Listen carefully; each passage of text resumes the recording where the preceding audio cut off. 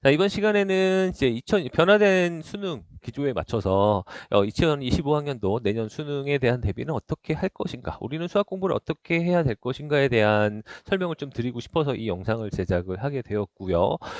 커리큘럼 막판에 한 잠깐 소개를 할 건데 끝까지 봐주시면 감사하겠습니다. 자, 일단은 수능이 약간 이제 변화를 할 듯한 액션을 취하다가 다시 돌아왔거든요. 실제로 확통이 약간 쉬워진 것, 그다음에 15번 문제, 13번 문제 정도가 좀 살짝 쉬운 것 빼고는 작년 수능처럼 일단 사고력을 요구하고 생각을 많이 하는 문제들을 출제를 하게 되었습니다. 이제 근데 그 와중에서도 이제 좀 유심히 보셔야 될 게, 이제 킬러가 이제 나라에서 발표하기로는 킬러가 없다, 주킬러 위주로 잘 냈다라고 했는데, 제가 봤을 때는 그러니까 저 킬러라는 기준은 나라에 대들겠다는 얘기가 아니라 제가 봤을 때 어렵다는 얘기입니다. 그래서 킬러 22번 문제가 어렵고, 그다음에 미적분의 28번하고 30번 문제가 선생님 입장에서도 좀 풀기가 까다로운 그런 문제였던 것 같아요. 그리고 실제로 정답률도 우리 학원에서 조사한 결과에서 보면은 그렇게 좋지는 않은 것 같습니다. 그래서 그 어려운 문제가 맞고, 근데 그 어려운 문제가 이제 예전에 배웠던 우리가 좀 약간 좀 괴랄하게 어려운 그런 스타일의 문제는 아니고, 또 우리가 편법적인 공식 막 이런 것들을 사용해서 푸는, 예를 들어서 이제 삼각함수 도형에서 근사라든지 아니면 뭐 합성함수의 뭐 n축이라든지 이런 것들을 사용해서 빠르게 스킬로서 빠르게 푸는 문제들이 아니라 생각하는 과정에서의 어려움인 거죠. 그래서 표현을 어렵게 주는 킬러는 여전히 나올 수 있다라고 생각을 하시면 되고, 이제 뭐 잡스러운 이제 뭐 교과 과정 이후에 그런 공식이 필요 없는 건 맞아요. 그렇게 시험을 잘 낸 것 같기는 하고, 근데 이제 그 표현하는 그 변별력을 갖춰야 되니까 22번 같은 경우 이제 표현 사고하는 과정에서 어려움을 주고, 그다음에 뭐 비율 관계 이런 거 잘 안 먹히게 주기 위해서 이제 그래프가 딱 접하지도 않는 이런 상황으로 또 시험 출제를 해서 학생들이 되게 어색하게 느꼈었던 것 같고, 그다음에 28번 문제 같은 경우도 되게 어려웠던 것 같아요. 그래서 앞으로 이제 표현 사고하는 과정에서 어려움이 있을 것이다. 자, 이 생각을 첫 번째로 가져주시고, 자, 두 번째, 이번 수능의 특징은 계산이 좀 어렵습니다. 이제 계산이 풀다가 뭔가 하나 삐끗하면은 되게 좀 시간이 걸려. 그 한 문제를 좀 붙잡고 있어야 되는 시간이 있어요. 이게 정확하게 80점대, 딱 70점대, 80점대 학생들이 무슨 한 문제를 딱 막히면은 다시 풀어보고, 왜 안 되지? 이렇게 푸는 게 맞는데 하다가 뭔가 계산이 진행이 안 되고, 이런 막히는, 숨이 막히는 구간들이 몇 가지가 있거든요. 그게 이제 중간 문제 번호대에서 있어요. 그래서 그 문제들을 풀기 위해서는 계산 연습이 좀 필요해요. 근데 이게 너무 터무니없이 계산이 더러운 게 아니라, 고등학교 1학년 때 배웠던 근과 계수와의 관계라든지 뭐 그래 공식도 쓸 수 있고요. 방정식, 부등식의 해석 뭐 이런 것들이, 인수분해 뭐 이런 것도 필요한데, 이런 것들을 여러분들 기존에서 이제 사교육 계열에서 되게 잘 만들어진 문제들을 풀다 보면은 되게 깔끔하게 이제 비율 관계나 이런 걸로 딱딱 떨어지잖아요.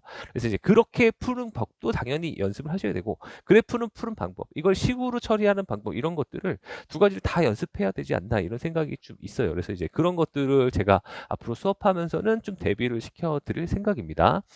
자, 그다음에 세 번째 특징은, 아, 기존 기출 스타일에 익숙한 문제가 적다. 이거 중요한 얘기거든요. 이제 예전에는 꼭 나오던 패턴들이 좀 있었단 말이야.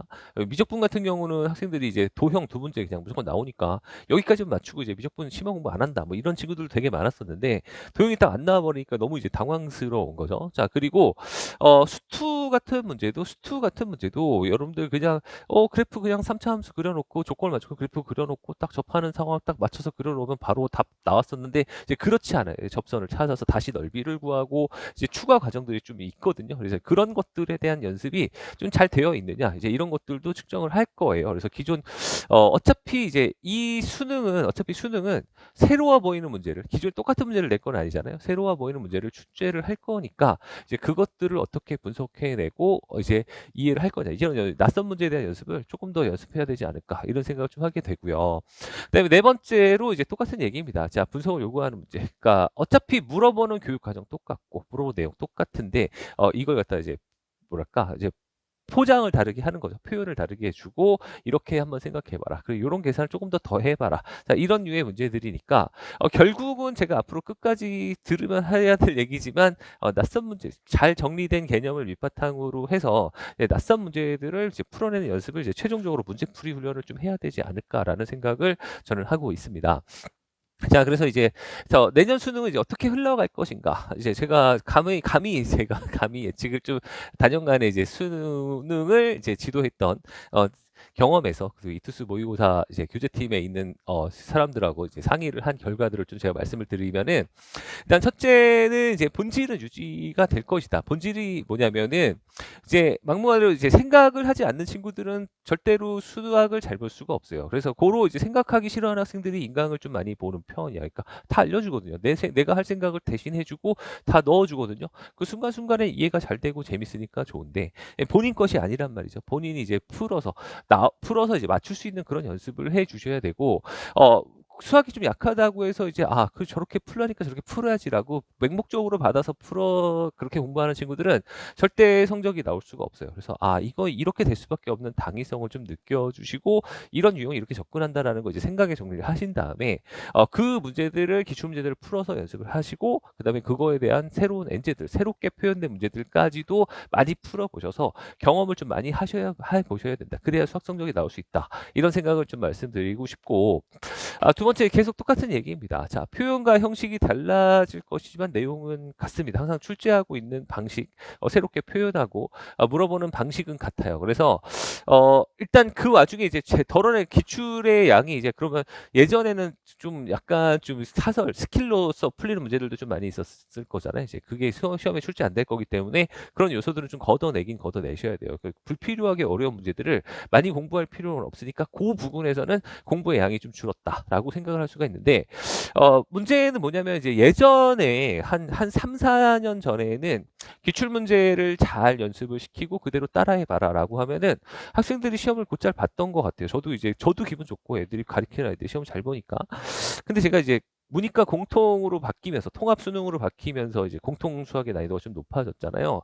그러니까 이제 이게 한 60점대 학생들이 점수를 오르기가 쉽지 않은 거죠. 70점, 80점대 애들은 어느 정도 기본기가 있으니까 수투에 대한 완성도가 좀 완성이 딱 되어 가면은 탄탄하게 거기가 맞춰지기 시작하면서 성적이 좀 오르기 시작하는데, 한 50점대, 60점대 애들은 아무리 공부해도 성적이 잘 안 오르는 구간이 좀 있어요. 그죠? 그래서 그 아이들이 그 아이들이 이제 기출 문제들만 예전에 반복해서 풀면은 성적이 이제 좀 쉽게 좀 나왔었지만 요즘엔 그렇진 않은 것 같아요. 그래서 문제풀이를 이제 좀 잘 해보셔야 된다. 제가 학생들 하는 얘기 중에 테니스 레슨을 배워도 레슨공이 날라오는 거를 받아치면서 좋은 자세를 잡고 받아치는 거, 이제 이게 기출 문제에 대한 공부다라고 생각을 하시면 실전에서는 공이 이제 어디로 날라올지 모르잖아요. 저쪽으로 날라왔을 때도 치고 하늘로 날라왔을 때도 칠 수 있고 밑으로 떨어져서 땅볼로 왔을 때도 칠 수 있고, 이런 연습을 하려면 문제풀이 경험이 좀 필요해서 이런 상황에서 저렇게 날라오는 공은 저기로 튀건 여기로 튀건 여기로 튀건 내가 다 맞출 수 있다. 이런 경험, 문제풀이 경험이 학생들한테 되게 많이 필요합니다. 지금의 경우에는 성적이 올리기 위해서는. 그래서 제가 한 그의 첫 해에 제가 항상 성적을 잘 냈었다고 자부를 했었는데, 첫 해 문이과 공통으로 바뀌면서 이렇게는 성취도가 좋지는 않구나라고 생각을 해서 제가 이제 학생들한테 이제 많은 문제를 좀 풀리기 시작했습니다. 우리 교재팀을 더 많은 증원을 해가지고 새로운 문제들을 만들고, 학생들이 풀기 좋은 문제들을 만들고 변형하고, 좋은 문제들을 변형하고, 이렇게 해서 좀 문제풀이 훈련을 좀 후반부에 많이 시켜서 매주 반복적으로 접하다 보면 이제 좀 약간 내가 이게 약하고 이게 좀 자주 틀리고 이런 상황에서는 이렇게 푸는구나. 나중에 이제 맞춰질 때 조금씩 재미를 느끼기 시작하거든요. 이 문제풀이 기간이 최소 한 3개월 정도는 걸리는 것 같아요. 3개월 이상의 문제풀이 훈련이 필요하거든요. 그래서 이제 그 훈련들이 좀 필요하다. 근데 그 전에 대부분의 학생들이 이제 내신에 전념하느냐고 수학이 뭔지 모르고 어떻게 접근하는지 잘 모르니까 일단 잘 배우고, 시즌 1이라고 하면은 한 6월 이전을 말하거든요.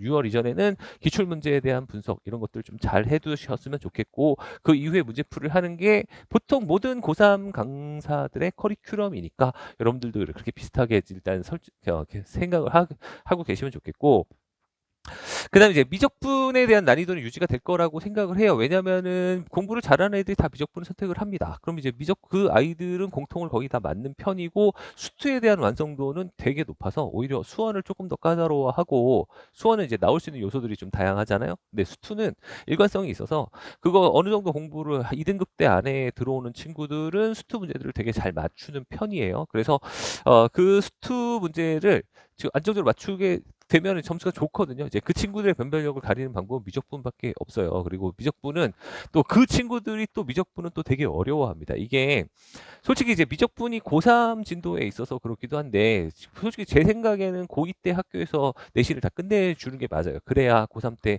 좀 더 뭔가 발전적인 공부를 할 수 있고 그래야 심도 있는 공부를 할 수가 있는데 고3 때 이제 미적분을 배우면 이제 진도 쫓아가기 바쁘니까 진도 쫓아가기 바쁘니까 이제 심화 학습을 할 시간이 없고 그게 너무 어렵다고 잠시 미뤄두면은 그 더 걷잡을 수 없는 상태가 옵니다. 미루면 미룰수록 특히 여름방학 이전까지 기출문제를 다 돌리지 못한 학생들은 거의 미적분 포기하는 순간 그냥 상태까지 와요. 한 5문제 정도만 맞췄으면 좋겠다. 6개만 맞췄으면 원이 없겠다. 이런 상태까지 오게 되고 조금만 더 꼬아서 내도 맞출 수가 없는 상황이 오는 거죠. 그래서 이번 미적분의 28, 29, 30이 어려워요. 그죠? 그리고 27번도 답연수 문제 쉽지 않습니다. 그래서 앞에서도 틀리는 문제들이 있어서 이과생들의 성취도가 별로 좋지는 않은 것 같아요. 이제 그 친구들 확통을 보는 것도 괜찮아요. 저는 확통을 이산청솔 이투수 계열에서는 확통을 제가 제일 많이 가리키는 사람이고 아무튼 확통의 이 지역에서는 확통의 문과 일반 학생들을 한 5년, 6년 연속 지도를 해서 확통을 만점을 맞는 방법을 알고 있어요. 그래서 그거는 확통은 본인이 공부가 쉽거든요. 이과생들 내가 봤을 때 60점 이하의 이과생들은 그냥 당연히 학교에서 미적분하니까 미적분 할래요. 이게 아니라 확통을 선택하는 것도 괜찮습니다. 올해부터는 확통을 공부해도 이공계를 갈 수가 있거든요. 자, 그래서 확통을 선택을 하시면 공부량이 미적분의 절반도 안 돼요. 절반도 안 되는데 이제 이게 조금 어느 정도 맞춰지기 시작하면 이제 학생들이 공부 안 해도 된다고 생각하거든요. 근데 확통은 6문제 맞추는 수준까지는 금방 갑니다. 그냥 제대로 한 사이클 정도 잘 배우고 돌리면 6문제 정도 잘 맞출 수 있는 어느 정도의 문제 풀이만 해도 6문제 정도는 맞출 수 있는데 탄탄하게 안정적으로 8문제를 다 맞추는 수준까지 가기에는 힘들어요. 그거는 이제 학생들은 그냥 막연히 문제 푸는데 공부한 것 같지도 않은 그런 느낌이 들거든요. 확통 과목 같은 경우에는. 그건 이제 전문가가 좀 잘 정리를 해주고 너희들은 이런 상황에서 이렇게 생각해서 틀리기 쉽고 이렇게도 풀 수 있고 이렇게도 풀 수 있는데 이 상황에서 이게 더 유리한 이유 이런 것들을 설명을 잘 듣고 정리를 잘 하시면 확통 성적은 보장됩니다. 이거는 제가 그냥 성적 그냥 보장 진짜 1년 따라오시면 이건 그냥 다 할 수 있는 파트니까 그냥 들으시면 되는데 지금 올해 수능 같은 경우에 그 확통이랑 미적이랑 1등급 컷 차이가 보통 8점인가 8점 이상 차이가 나잖아요. 그럼 이제 학생들이 그러면은 당연히 확통이 불리한 게 아닌가라고 생각하시는데 그냥 미적분은 그냥 28, 29, 30 세 문제를 다 틀리고 시작하는 거야. 보통 아이들이. 그리고 확통은 공부를 좀 하는 학생들은 하나 이상으로 틀리지 않아요. 다 맞거나 하나 틀리거나. 그죠? 그러면 이제 그럼 내가 미적분을 3개 틀리는 거랑 공부를 그렇게 열심히 했는데 3개 틀리는 거랑 어느 정도 공부했는데 확통을 다 맞는 거랑 그 확통이 더 유리할 수도 있다라는 거죠. 그걸 최상위권이 아닌 상황에서 뭐 의대를 갈 친구들은 당연히 미적분을 하는 게 맞고 수리 논술을 공부해야 되는 친구들도 당연히 미적분을 해야 되는 건 맞는데 확통은 한 60점대 학생들 이런 60점대 이하의 학생들은 이과라도 확통을 공부하는 게 수능에서 선택하는 게 훨씬 더 유리할 수 있어요. 왜냐하면은 공부량은 절반으로 줄고 그 외의 시간에 과탐이나 아니면 뭐 사탐 아니면 국어 이런 데 투자해서 성적을 조금 더 받을 수도 있는 거잖아요. 그죠? 그러니까 수학 뭐 내가 만점을 맞아서 표점 차이 그렇게 날 거 아니면 확통을 선택하는 것도 좋다라고 생각하시고 확통은 어렵게 낼 수가 없습니다. 확통은 학생들이 조금만 어려워도 어마어마하게 막 틀릴 거기 때문에 그렇게 낼 수가 없을 거고 또 그 나라에서 그죠? 이제 그 준킬러 위주로 출제를 해라 이런 경향에 딱 맞아떨어지게 지금까지 출제하고 있는 게 확통이거든요. 확통은 절대로 어렵게 나오지 않을 것 같으니 잘 본인이 정리해서 흔들림 없는 연습, 적당 시간 정도만 연습하시면 되게 좋은 점수 받을 수 있는 과목이다라고 저는 생각을 합니다. 자, 그다음에 난이도 내년 수능이 쉬워질 거다, 어려워질 거다 이런 예측은 저는 잘 못하겠어. 근데 이 사교육 업체에 있다 보니까 사교육에 뭐 인간 강사들도 그렇고 아니면 또 내 동네 주변에 있는 내 동료 강사들, 학원 강사들도 그렇고 너무 섣불리 얘기를 하는 것 같아. 야, 이건 안 나와. 이런 거 안 나와. 왜 공부해? 내가 하는 것만 뭐라. 다들 이런 식으로 얘기하는 사람들이 너무 많아요. 자, 근데 그들의 예측이 모두 틀렸습니다. 올해는. 그들은 뭐 이게 나올 거다, 이게 안 나올 거다 하는 얘기들 다 햇소리다. 다 틀렸어요. 자, 그래서 나라에서 이렇게 나온다고 해서 EBS가 연계된다고 해서 EBS 연계 별로 체감률 느끼지도 못합니다. 올해. 그래서 모두 예측이 틀렸으니 여러분들 그렇게 쉬워질 거다. 누구의 그런 말에 일희일비하면서 맹목적으로 따라가지 마시고 여러분들 일단 본질적인 부분에 맞춰서 공부를 해라. 그 본질은 뭐냐면 수능의 본질은 뭐냐면 생각하는 힘을 키워낸다. 이게 첫 번째. 생각하는 힘, 사고력이다. 일단은 저 외워서 푸는 친구들은 차라리 그 시간에 누워서 자는 게 나아요. 자, 외워서 뭐 그냥 그대로 따라하려고 하는 친구들 성적이 1년 내내 삼수까지 했는데 정체되는 사례도 제가 많이 봅니다. 알겠죠? 그러지 마시고 저렇게 될 수밖에 없다. 잘 배우시고요. 잘 배우시고 그대로 따라서 좋은 컨텐츠 그대로 생각하는 힘을 키울 수 있게 관련 이제 파생되는 변형 문제들을 좀 많이 풀어봐서 본인이 직접 할 수 있게 만든다. 이게 첫 번째고, 자, 두 번째는 빠르게 풀 수 있어야 됩니다.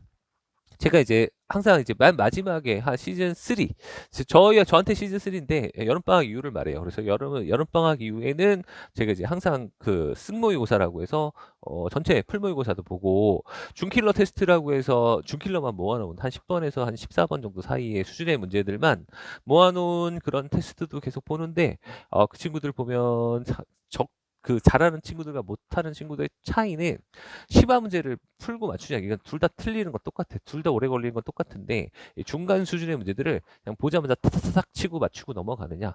뭐 그거를 한참 쳐다보고 있느냐의 차이인 것 같아. 그죠? 여러분들 수능 시험을 망치지 않는 가장 확실한 방법은 준킬러를 안 틀리는 거야. 10번에서 13번까지. 그다음에 19, 20번.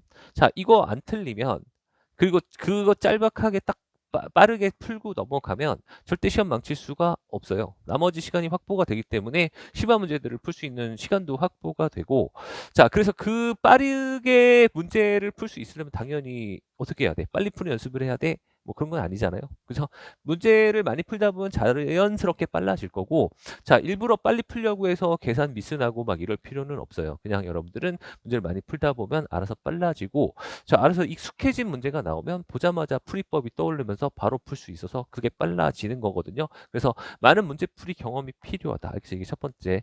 자, 그 다음에 두 번째로는 어떤 난이도의 시험에도 준킬러 위주의 공부가 가장 효율적이다. 이건 제가 정말 몇 번을 강조해도 아깝지 않은 내용이야.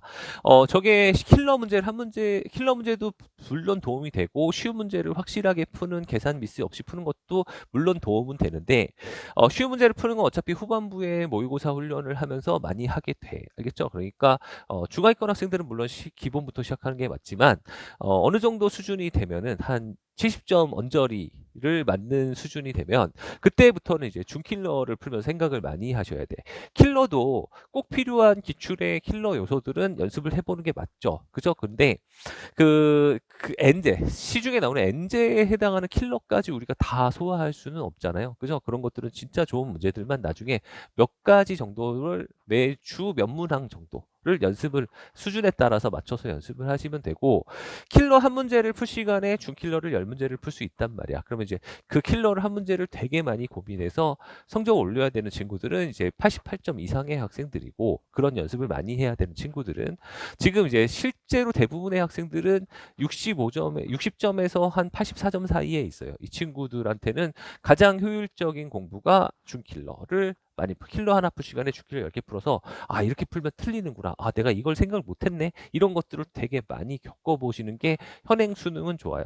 현행 수능은 내가 이걸 가리켰다고 해서 이게 나오는 게 아니잖아요. 이걸 가리켰지만 이게 표현이 바뀌어서 나오거든요. 그럼 그거를 읽어내고 해석하는 연습은 좀 많이 하셔야 돼요. 가리켰다고 나는 적중했잖아 라고 얘기해도 못 푸는 애들이 있어요.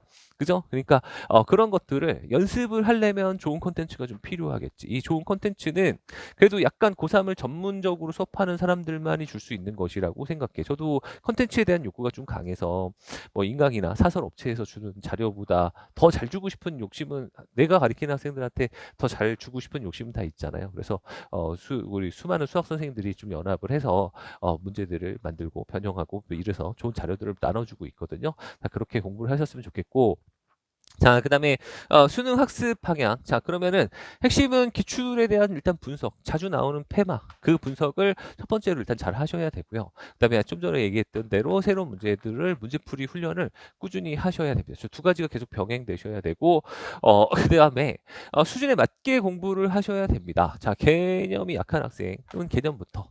자, 익숙해지는 이 개념이 익숙해지는 공부는 실제로 이제 그런 문제집이 센수학 이런 거잖아요. 센수학을 풀면서 몇 가지 유형, 공식에 익숙해지고 이런 상황에서 이렇게 푸는 거다라는 거 익숙해졌으면 좋겠고 센수학도 있고요. 수능 특강도 있어요. 레벨 3만 제외하고 풀면 수능 특강도 한 반 권의 개념서를 푸는 역할은 됩니다. 그리고 수능 특강은 매번 똑같아요. 그 예제나 그 유제 이쪽 패턴은 매번 똑같은 스타일의 문제들이 몇 년째 계속 반복해서 주제도 똑같아요. 근데 반복해서 나오거든요. 그래서 저는 그것들을 모아서 그 뭐랄까 그 센수학 형식으로 나눠서 겨울방학 때는 다시 한번 개념을 다져라. 수능에 관련된 스타일로 한번 다져봐라라고 해서 그렇게 나눠주는 편입니다. 자, 그리고 그다음에 이제 그런 개념 공부를 좀 하고 나시면은 이제 기출 정리하시고 유형 정리 어떻게 접근하는 건지 어떻게 하는 게 효율적인지 어떤 공식을 사용해 볼 수 있는지 이런 것들을 좀 익숙할 수 있는 공부를 하는 게 이제 수능 공부의 시작이죠. 이 공부가 잘 되어 있는 친구들도 많아요. 고2 때부터 인강을 듣고 막 이렇게 해서 잘 되어 있는 친구들도 많고 아니면 겨울방학 때부터 시작하는 친구들이 훨씬 더 많아서 이제 저는 그 친구들을 조금 더 많은 타겟이 있는 곳에 먼저 수업을 합니다. 그래서 겨울방학 때에는 저런 보구 정리, 방향 정리, 이제 수능은 이렇게 푸는 거고 기출의 대표적인 유형이 이런 거고 그 이만큼의 문제는 이런 개념으로 이만큼의 기출 문제를 전부 다 해결을 해보시고 뭐 이런 연습들을 좀 시킬 거거든요. 이게 겨울방학 때 할 일이고 자, 그 다음에 이제 그 3월 달부터 본격적으로 이제 못다한 기출 문제지, 약간 심화 기출 문제들이나 실제 실전 엔제 훈련을 3월 달부터 본격적으로 하기 시작합니다. 자, 그 다음에 선택 과목의 성취도가 1년을 좌우할 것. 이것은 고3 학생들한테 관련된 얘기인데 저게 어차피 내신이 걸려 있잖아요. 내신 대비를 해야죠. 내신은 어차피 고3이 대학을 제일 잘 갈 수 있는 방법은 내신입니다. 수능을 잘 볼 수도 있어요. 근데 아무래도 재수생들보다는 공부의 양이 좀 적고 학교에서 좀 이것저것 해야 될 것이 있고 해서 자, 내신이 아주 안 좋다고 포기하지 마시고 뭐 나는 내신 안 좋으니까 논술 갈래 이런 거 하지 마시고 논술도 이제 논술 내신이 4.9냐 5.1이냐 이거 다르잖아요. 4.9면 4로 들어갈 거고 5.1이면 5로 들어가니까 조금이라도 올릴 수 있는 방법으로 이제 공부를 해 보셔요. 그리고 제가 이제 내신 공부를 그럼 하라. 그러니까 수학에 대해서는 이제 내신 공부를 어떻게 하라고 얘기를 하냐면 그냥 수능 공부하시면 돼요. 수능 공부하시다가 딱 2주 전에 학교에서 나가는 그 주제에 대한 것들을 공부하시면 되는데 그게 한 70%의 학교는 수능 특강입니다. EBS 수능 특강이기 때문에 저는 수능을 잘 배우면 당연히 수능 특강은 당연히 잘 풀리는 거 아니에요? 그죠? 그리고 수능 특강의 주요 문항들도 해설을 해서 영상으로 올려드리고 수능 특강의 변형 문제, 그 다음에 뭐 변형 테스트 이런 것들을 나눠드려요. 뭐 수업으로 그 내신 기간에 기본적으로는 한 2주간을 휴강을 하고 2주간 혹시 필요한 학생들한테 이제 그런 것들을 내신 대비를 본격적으로 열심히 좀 시켜주는 편입니다. 그래서 고1, 2 때 배웠던 그 내신 대비랑은 전혀 다르죠. 고1, 2 때는 그냥 그 족보 막 이런 것들 열심히 막 풀리잖아요. 솔직히 학원의 상술인데 그게 이제 시험에 나오는 것도 아니에요. 그냥 매번 나오는 것도 비슷한데 이제 학원에서 계속 이제 중간에 그만두면 안 되니까 계속 나와서 문제풀이를 시키게 하는 게 그게 내신 대비잖아요. 고2 때 내신 대비 생각하지 마시고 잘 수능 개념 잘 배우시면 그대로 내신 잘 풀립니다. 학교에서 배우는 것도 수능 개념 아니면 EBS이기 때문에 그리고 변형 문제 잘 변형된 문제들 그런 더 풀어서 완전히 탄탄하게 그 유형에 대해서 확실하게 이해를 시키면 잘 맞춰요. 그래서 저 내신에 대해서 전혀 걱정하지 않으니까 수능 공부 열심히 하시면 됩니다. 자, 그렇게 보시면 되겠고. 자, 근데 이제 그 문제는 뭐냐면은 그렇게 확통까지는 잘 대비되는 것 같은데 미적분은 아무래도 학생들이 공부를 잘하는 학생들이 있으니까 학교에서 내는 시험도 어려워요. 그죠? 미적분은. 그래서 그 미적분은 선생님들이 이제 기출 문제를 또 변형하는데 또 어이없이 변형해 버리면 또 한도 끝도 없이 막 어려울 수도 있고 해서 그 문제풀이 경험이 많이 필요해요. 시간이 무조건 부족하고요. 그 시간이 무조건 부족하고 그래서 빨리 풀 수도 있어야 되는데 그렇게 하려면 겨울방학 때 문제를 일단 기본 유형은 다 적어도 처음 배우는 친구들은 개념서 2권 이상의 풀이는 해 주셔야 될 거 아니야. 그리고 이제 기출이 어느 정도의 기출, 어느 정도의 형태로 이제 시험이 출제가 되는지도 알고 계셔야 될 거잖아요. 그래서 이거를 공부하셔야 되는데 저거를 저는 주 1회로 공부하기는 좀 힘들 거라고 생각해서 겨울방학 때 주 2회 수업으로 깔았습니다. 그래서 학생들 질문 다 받아주고 뭐 이게 그 학생 숙제 관리 다 해주고 그죠? 제가 이제 만든 EBS 개념서랑 제 수업 책이랑 해서 2권 이상 풀면 거기다 이제 충분히 소화가 될 거라고 생각하거든요. 그래서 그렇게 공부를 하고 그 이후에 실전 시간으로 아마 넘어갈 거라고 생각해. 자, 그게 안 되면 겨울에 무조건 하기 싫으네. 아니면 뭐 윈터스쿨 같은 데 갔는데 뭔가 되게 설렁설렁 나가는 것 같아. 그래서 나 따로 할래? 그럼 이제 보통 학생들이 보는 거 뭐 인강에서 나오는 뭐 되게 자세하게 하는 뭐 그런 것들이 있어요. 이거 영상 함부로 말을 못 하겠네. 아무튼 근데 제발 걱정인 게 그 강좌 커리큘럼들이 막 되게 길어. 기본적인 내용들을 소화하는 강좌들은 되게 커리가 길거든요. 그거 다 주구장창 듣고 앉아 있는 것도 물론 좋은 설명이니까 괜찮은데 그 정도의 문제들을 여러분들은 문제를 풀면서 내 것으로 만드는 게 훨씬 더 유익하다고 생각하거든요. 그래서 문제들을 많이 좀 제발 좀 풀어보셔라. 풀어보시면 느끼는 바가 있어요. 그래서 그 틀어보시고 선생님하고 나는 이게 왜 잘못되는지 그걸 좀 고쳐보셔야 될 거 아니야.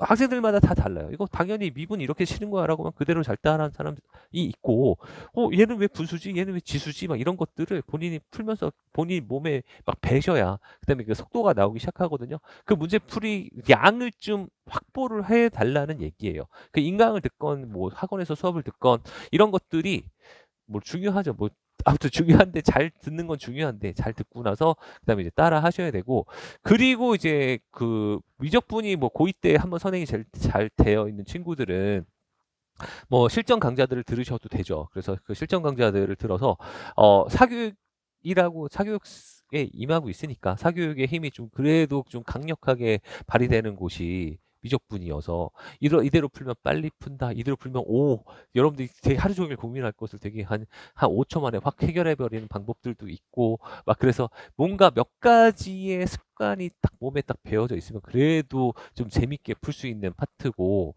제가 겨울방학 때 시작한 친구들을 1등급을 올해 이제 단과에서 1년 동안 지도해서 1등급을 만든 친구들을 보면은 혹시 이제 고3 때 처음 시작하는 친구들은 진짜 잘 배우셔야 돼요.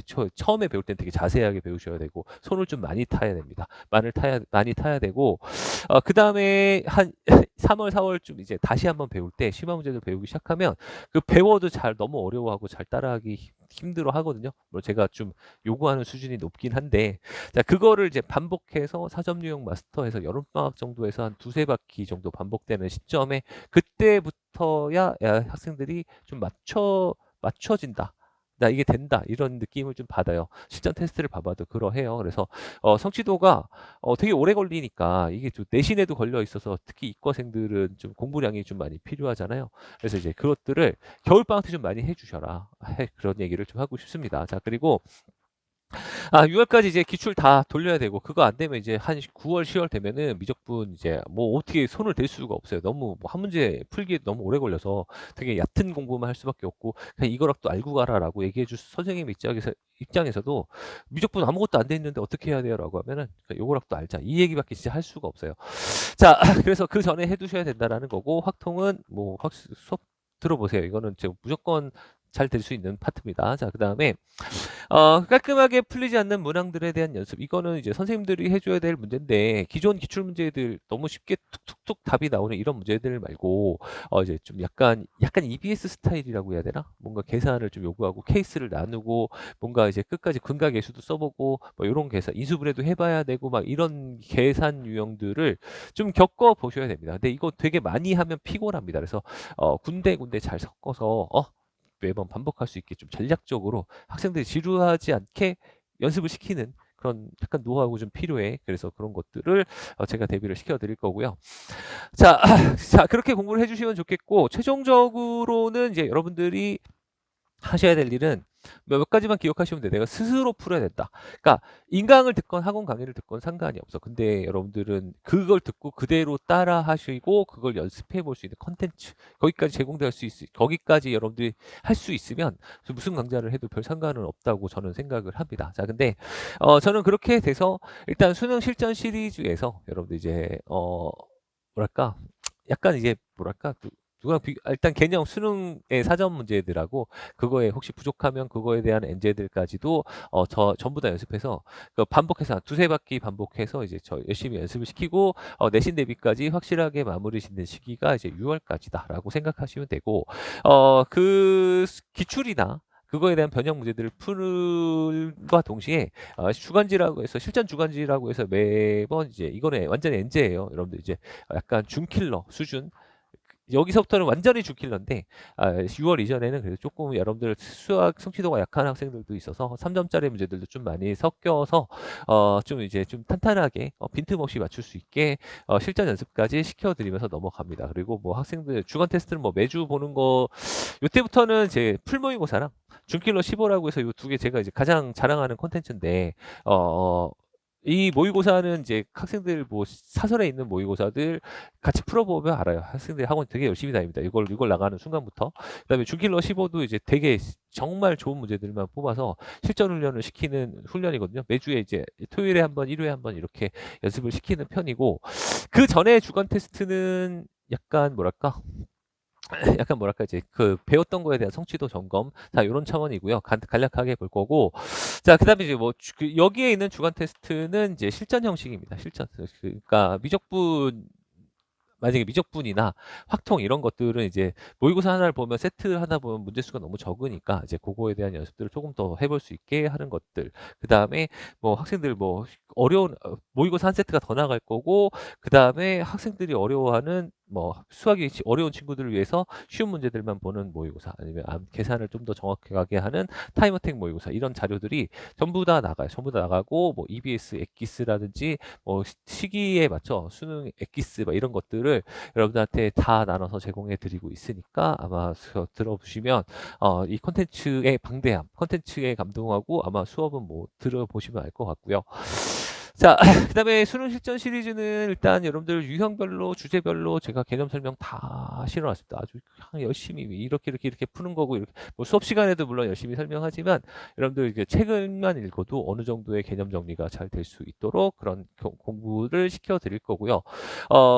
모든 기출을 옛날엔 다 풀리는 게 목표였지만 학생들이 좀 힘들어하긴 하더라고. 요즘에 또 올해 상황으로 봤을 때 그럴 필요도 없고 그래서 꼭 필요한 문제들만 엄선해서 거기다가 혹시 여러분들 연습량이 좀 부족할 것 같으면 그거에 관한 좋은 문제들 같이 섞어서 주제별로 접근 방법, 도구 정리 확실하게 시켜드릴 거고 이 개념 요 코스만 하나 끝나면 수능에 이제 4점짜리 문제 이런 거구나라고 다 확실하게 알 수 있게 되고 웬만한 문제들 다 접근할 수 있게 그렇게 여러분들 문제 해결 진행할 거고요. 자, 그 다음에 여러분들 문제풀이 컨텐츠는 이제 기말고사가 끝나는 시점부터 본격적으로 문제풀이 컨텐츠 들어갑니다. 이제 모의고사 3종 세트가 나갈 거고 뭐 준킬러 주간지라고 해서 매주 40문제씩 저거 이제 그 준킬러 그냥 여러분들 딱 그 분석력을 요구하는 엔제들 그냥 깔끔하게 풀 수 있는 그런 아주 좋은 문제들 나갈 거고요.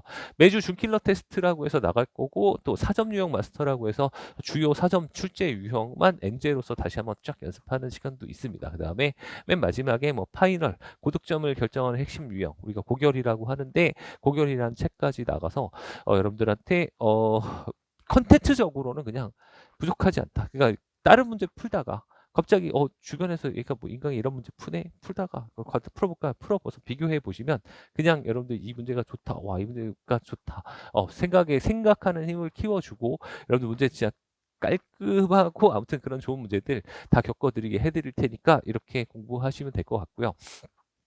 자, 그다음에 학원의 강점은 또 관리잖아요. 학생들하고 친하게 지내고 제가 뭐 그 학생들의 성과를 내는 게 뭐 저한테 보람이라면 보람이니까 그들에 대한 관리, 수업 영상 전부 촬영해서 제가 올려드릴 거고요. 뭐 기출에 대한 해설 영상 아니면 과제 학생들이 어려워하는 부분에 대한 해설 영상, 어려워할 법한 문제들 해설해서 카톡이나 이런 걸로 쏴줘요. 학생들이 이제 문제 숙제하다가 어려우면 바로 보고 확인할 수 있게 자, 이 영상들 쏴드릴 거고 선생님의 손풀이 이거 해설지를 읽으면 되게 막 이상한 말들 많이 써 있잖아요. 그래서 선생님 제가 이제 가르친 대로 풀 수 있게 본인이 푼 게 선생님의 생각과 동일하게 제대로 풀고 있는지 확인할 수 있게 제가 손풀이 제공해 드릴 거고, 그다음에 오답 노트 관리. 저거 나만의 오답 노트라고 해서 학생들 숙제를 걷습니다. 조교 선생님이 숙제의 성취도를 검사를 하고요. 그다음에 학생이 틀린 문제들을, 그 문제를 똑같이 파일을 옮겨 붙여서 그 학생의 오답 노트를 쭉 만들어요. 그래서 그날 틀렸던 자료 주고, 그다음에 그 쌓아놨다가 주기별로 한 세네 번 정도 풀 수 있게 시킵니다. 그래서 학생들을 나만의 오답 노트라고 해서 제 노트북에 학생들 이름 한 100명 이렇게 쫙 깔려 있거든요. 그래서 조교 선생님들이 관리해서 다 나눠 드릴 거고요. 그다음에 학생들 그 단과 학원이다 보니까 학생들 성취도가 차이가 있습니다. 그래서 아주 잘하는 친구들, 아주 좀 수학이 좀 약한 친구들도 있을 수 있는데, 그 친구들한테 이제 개별 자료가 좀 따로 부과가 됩니다. 좀 약한 친구들한테는 기본기적인 풀이 좀 기본적으로 풀 수 있는 문제랑 뭐 해설 영상 같은 것도 좀 제공해 드리고, 상위권 학생들한테는 조금 더 도전해 볼 수 있는, 그죠? 좀 심화 유형의 문제들을 좀 추가적으로 나눠 드릴 거고요. 뭐 뭐 당연하고 성적 관리, 뭐 멘탈 관리 이거 당연하고요. 되게 친하게 학생들하고 지내는 편이라 매우 뭐 카톡으로 질문 받고 카톡으로 상담 끝나고 상담하고 대화 나누고 뭐 이런 것들 충분히 제가 해드리고 있고, 그 와중에 학원 되게 좀 같이 열심히 다는 친구들은 그 이투수 최고 전문가에게 제가 부탁해서 또 친해요. 그래서 입시 지도 이번에 생기부 상담도 몇 명을 제가 시켜는 줬거든요. 이 친구는 성적이 되게 열심히 하는 친구인데 뭔가 수능 점수가 좀 살짝 부족한데 뭐 어떻게 그 내신 가지고 어떻게 좋은데 갈 수 없을까, 이런 거 상의 드려서 생기부 보고 입시 지도까지 제가 올해는 시켜드렸습니다. 내년에도 아마 할 것 같아요. 그래서 올해 바뀐 수능에 좀 어려움이 많겠지만 본질은, 그 결론을 내자면 본질은 한 가지입니다. 그냥 많이 풀어보셔야 된다. 많이 풀어보셔서 본인이 이제 내가 할 수 있도록 만들어야 된다. 이게 핵심이고, 그러기 위해서는 이제 분석하는 힘을 키워야 되니까 많이 풀어봐야 되는데, 그 전에 먼저 이제 정리가 잘 되어 있어야 되겠지. 그래서 기본 개념 정리 잘 되어 있고, 도구 정리 잘 되어 있고, 접근 방향 잘 정리되어 있을 수 있도록 겨울방학 때는 그렇게 개념을 탄탄하게 하는 수업을 진행을 할 거고요. 뒤로 갈수록 문제풀이의 비중이 점점 더 높아지고, 그다음에 개념적인 비중이 조금씩 줄어들고, 그래서 조금 더 난이도가 높아지고 어, 이렇게 갈 건데, 난이도를 되게 뭐 미친 듯이 올리지 않아요. 킬러 문제 최근의 경향도 아니고, 수능에 딱 나오는 수준의 심화 문제들, 그런 문제들은 좀 많이 풀립니다. 그래서 올해 수능에 나온 22번 수준의 문제의 수준이 맥시멈일 거고, 올해 수능에 나온 14번, 한 21번 이런 수준의 문제들을 되게 집중적으로 되게 많이 연습을 시켜서 그 어떤 학생도 참 잘 따라올 수 있고 수업을 들은 학생들이 그래도 뭐 88점이 92점이 되는 건 되게 어려운 일이잖아요. 그죠? 근데 저는 60점이 뭐 76점 되는 거, 이렇게 되는 거는 되게 쉬운 일이라고 생각하거든요. 그 공부의 핵심은 일단 잘 배우고요. 잘 배우고 좋은 문제들, 특히 주킬러 위주의 공부들을 좀 많이 풀어보고, 그 혼자서 풀기 힘든 것들을 선생님과 매주 관리를 받으면서 공부를 진행을 하시면 될 것 같아요. 그래서 조교 선생님이랑 저 서울대 조교 선생님이랑 여러 조교 선생님들이랑 같이 전담팀을 꾸려서 학생의 성적까지 다 케어해 드릴 거니까 그렇게 우리 같이 한번 공부를 해봤으면 좋겠습니다. 긴 시간 들어주셔서 감사합니다.